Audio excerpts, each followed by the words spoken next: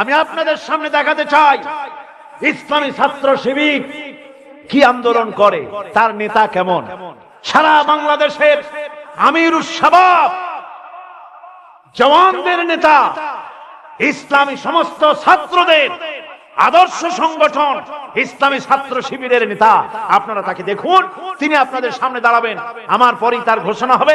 সেই ঘোষণার পর আপনারা সভাপতিকে দেখুন, তার বক্তব্য শুনুন, তারপরে আমি মোনাজাত করব। এই মোনাজাতে আপনারা সবাই শামিল হবেন।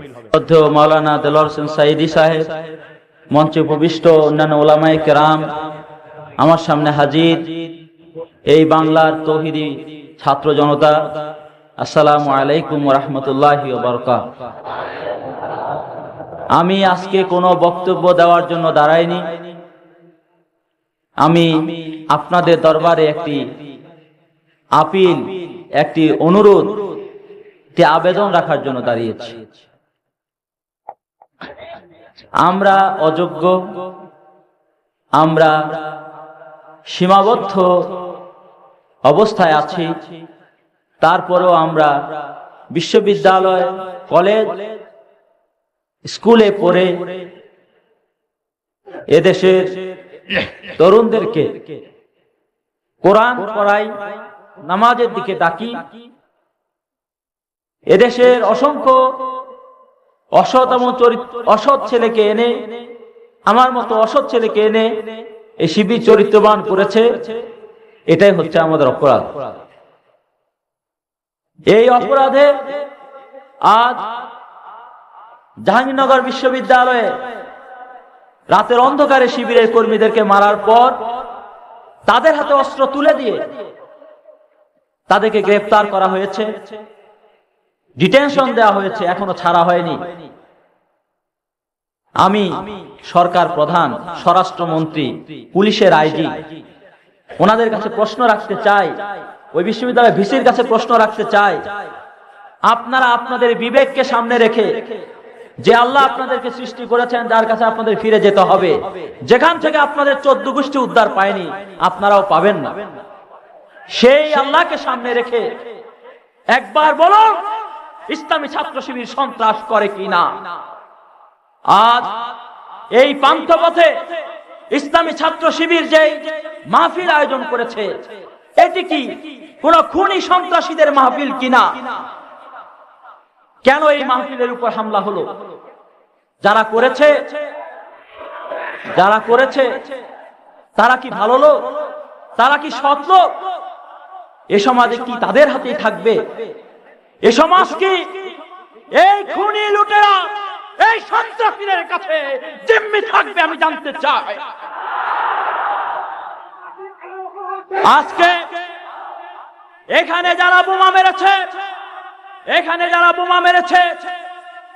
এখানে যারা গুলি করেছে, তারা বহু দূর থেকে আসে নাই, তারা বাংলাদেশে থাকে। 24 ঘন্টার ভেতর যদি ওদেরকে গ্রেফতার করা না হয়, তাহলে আমরা বুঝবো সরকারের সাথে ওদের আঘাত আছে। আমরা বুঝবো কোরআনের এই মাহফিল, রসুলের এই মাহফিলকে ওদের সহ্য হয় নাই। এই এলাকাবাসী, এই কাঁঠাল বাগান, কলা বাগান, এই তেজগাঁও, এই তেজকুনি পাড়া, ফানগেট এলাকাবাসী সকলে আপনারা দেখেছেন আজকে কেমন শান্তিপূর্ণ মাহফিল হচ্ছিল। তার উপর যারা এমনি করে বোমা মেরেছে, গুলি করেছে, তারাই সারা দেশে ইসলামী ছাত্র শিবিরের কর্মীদেরকে হত্যা করে, তারপর তারা রটনা করে যে শিবির খুন করে। এই হত্যাকাণ্ড, এই সন্ত্রাস, এই নৈরাজ্য, এই গোলাগুলির মাধ্যমে রাসূলুল্লাহ সাল্লাল্লাহু আলাইহি ওয়াসাল্লামের আদর্শকে শেষ করা যায় নাই। রাসূলুল্লাহ সাল্লাল্লাহু আলাইহি ওয়াসাল্লামের আন্দোলনকে শেষ করা যায় নাই। আজও গুলি, হত্যা, সন্ত্রাস, নির্যাতন, ডিটেনশন, অপপ্রচার, মিথ্যাচার এবং এই সমস্ত হই হুল্লার মাধ্যমে আল্লাহর নূরকে তারা নিভাতে পারবে না ইনশাআল্লাহ। তাদের অপপ্রচার তাদের দিকে বুমেরাং হয়ে যাবে।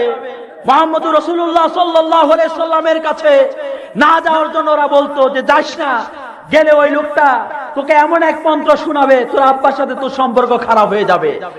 আর লোকটা বলতো যে যাই না, আমার আব্বার সাথে সম্পর্ক খারাপ হলে কি হলো, আমি আরো কয়েকজনের আব্বার সাথে সম্পর্ক খারাপ করে দেওয়ার জন্য মন্ত্রটা শিখে নেই। তারপর যাওয়ার পর যখন কোরআনে হাকিমের, কোরআনে কারীমের এই সুন্দর আয়াত, কোরআনের এই হৃদয় স্পর্শ আহ্বান শুনতো, তখন তারা সব ভুলে গিয়ে বলতো, মুহাম্মদ আপনার সম্বন্ধে বহু কথা শুনেছি, আজ আপনাকে জানতে পেরেছি, আমাকে গ্রহণ করুন, লা ইলাহা ইল্লাল্লাহু মুহাম্মাদুর রাসূলুল্লাহ। আজকে আমি সুধী মণ্ডলীকে অনুরোধ করব, আপনারা তাদেরকে কিছুই করার দরকার নেই, শুধু বলেন যে তারা প্রমাণ করুক শিবির কোথায় সন্ত্রাস করেছে। আর আপনারা আপনাদের আশেপাশের লোকদেরকে বলেন যে শিবিরকে দেখো, এরাই শিবির। এই কলাবাগানে বঙ্গবন্ধু পরিষদের সেক্রেটারি ডাক্তার এস এ মালেক সাহেব থাকেন। আমাদের বাসায়, আমার বাসায় এই পর্যন্ত 4 বার অ্যাটাক হয়েছে, গত রমজানও হয়েছিল। ওনাকে বলেছিলাম যে এখানে যে অ্যাটাক হয় এ দায়িত্ব আপনাদের। এই অ্যাটাক হচ্ছে বলেন, আজকে 15 বছর এখানে থাকি, আপনাদের এই পাড়ায় আমরা কোনোদিন কোনো ককটেল ফাটিয়েছি কিনা, গুলি করেছি কিনা, কাউকে মেরেছি কিনা, কিংবা কোনো মহিলার দিকে কোনো মেয়ের দিকে আমরা খারাপ দৃষ্টিতে দেখেছি কিনা। তিনি আমাকে বললেন যে দেখো, আমি পত্রিকায় স্টেটমেন্ট দিতে পারবো যে তোমাদের মতো সৎ ছেলে হয় না, তোমরা এখানে বহু ভালো আছো। এই কথা তিনি সেখানে বলেছেন, হয়তো কাগজে বলতে সাহস পাবেন না। সুধী মণ্ডলী, আমাদের অনেক অযোগ্যতা, অনেক সীমাবদ্ধতা, তারপরও আল্লাহ রাব্বুল আলামিনের অপার করুণায় আমরা আজকে এই মাহফিলের আয়োজন করেছি। আপনাদেরকে কষ্ট দিয়েছি, আমাদের অব্যবস্থার জন্য আমরা ক্ষমা প্রার্থী। আর আমি আপনাদের কাছে অনুরোধ করব, আপনারা আমাদেরকে টাকা পয়সা ধন দৌলত কিছু দেওয়ার দরকার নেই। আপনারা আপনাদের হৃদয় থেকে আমাদের জন্য দোয়া করবেন, কারণ দোয়ার সাথে টাকা পয়সা, সন্তান, এগুলি এমনি আসবে, অটোমেটিক আসবে। আপনারা আমাদের জন্য দোয়া করবেন যেন বাংলাদেশের এই অবক্ষয় এবং এই রাজ্যের কবলিত অবস্থায় আমরা যে একদল তরুণকে তৈরি করতে চাই, যারা বাবাকে রোগগ্রস্ত অবস্থায় সেবা করবে, যারা মায়ের পাশে বসে দ্বীনের কথা বলবে, যারা ছোট ভাইটিকে কোরআন শিখাবে, যারা চরিত্রের দিক থেকে সুন্দর হবে, আমরা যেন সেই তরুণদেরকে তৈরি করতে পারি। আমি আপনাদের কাছে এই দোয়াটা চাই। মেহেরবানি করে আপনারা আমাদের ভুল ত্রুটি ক্ষমা করে দেবেন। এই বিশৃঙ্খলা যেটা হয়েছে এটা আপনারা দেখেছেন, আপনারা সাক্ষী। আল্লাহর কাছে কাল কিয়ামতের মাঠে এটাই আমাদের জন্য একটি নাজাতের জরিয়া হবে, যে এরা ওই অবস্থায় মজবুত ছিল, ওরা পালায় নাই, ওরা ঈমানের দাবিতে সাড়া দিয়ে নারায়ে তাকবীর, আল্লাহু আকবার বলে ময়দানে টিকে ছিল। আল্লাহ এই কথা সাক্ষী দেবেন না?